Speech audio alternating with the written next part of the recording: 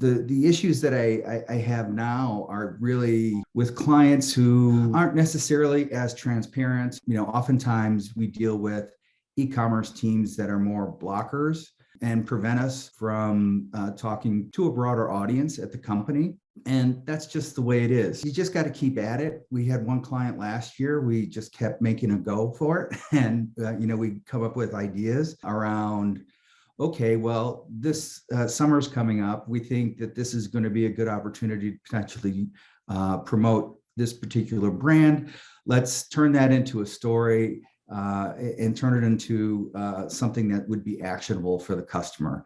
And it was things like that that eventually enabled us to broaden our audience, to be able to speak to brand folks as well as the e-commerce team and get out of that trap. And so you just have to be persistent. But for those clients that are, open to us having that kind of broader access already, it just makes it go faster, makes everything easier. That is very, very real on what you've shared, right? We've all been there. We all face these challenges.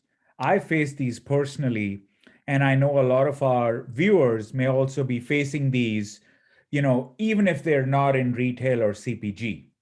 To give our audience an experience share, when we at Gold Research, when we started out, we were focusing primarily on CPG.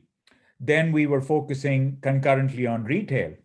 And then we also picked up large clients like Amazon along the way, where they were reinventing the whole business. And I wanted to just unpack a little bit, Marty, what you said about teams sometimes internally losing sight and creating resistances or, having those roadblocks internally that we in the insights roles sometimes are challenged with. A lot of times, in the insights roles, I've seen, and I've been guilty of that as well, but I've seen some of our clients also get a little stuck in the shiny new gizmo on, hey, this is a new analytics tool, or this is a new research format, or, this is a new data visualization technique.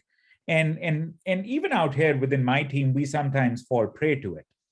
But what we consult, internally as well as with our clients is remain focused on the overall agenda. And before we start getting sucked into how we'll solve for this, let's, dial back a bit and focus on what is the big impact this project is going to make on the business. In other words, Mr. or Miss Client, what is the big impact you want this project to make, right? What are you shooting for? What we often guide clients is don't just let it stay wishy-washy from an impact standpoint on, well, we want NPS to go up by X%, or we want satisfaction scores to go up by X%. Dial it up to financial impact, right? So, okay, if satisfaction goes up by X%, what does it mean for the company in terms of financial dollars, right? And the big thing that I've seen is when projects get designed for a certain financial impact, then two things happen. First is you no longer get questions from anyone on, hey, justify the ROI of this project. Why did we do this, right? Mm-hmm. And the second and the bigger thing is if it gets tied to that financial impact, then what happens is at the C-suite level, at the senior decision-making level, conversations become much more smoother. Then you are no longer saying, well, I think we should make this change because 80% of our customers are saying this.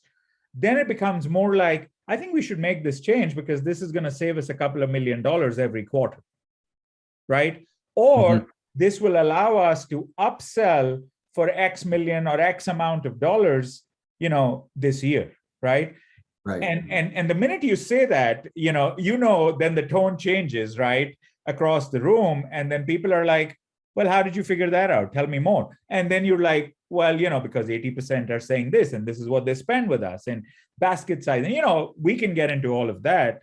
But I just wanted to double click on what you had said, Marty, because I thought that was so important for all of our peers that are out there struggling with those clients where they're butting heads. The experience share I want to share with them is don't focus on your agenda, don't focus on their agenda, help them tie in what that project does from a financial impact standpoint. And then all of a sudden, the tone of the conversation will change.